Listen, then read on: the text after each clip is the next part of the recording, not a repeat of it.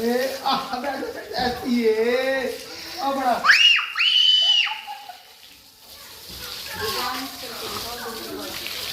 ਆਏ ਇਹ ਇਹ ਖੜਾ ਹੋ ਗਿਆ ਖੜਾ ਹੋ ਗਿਆ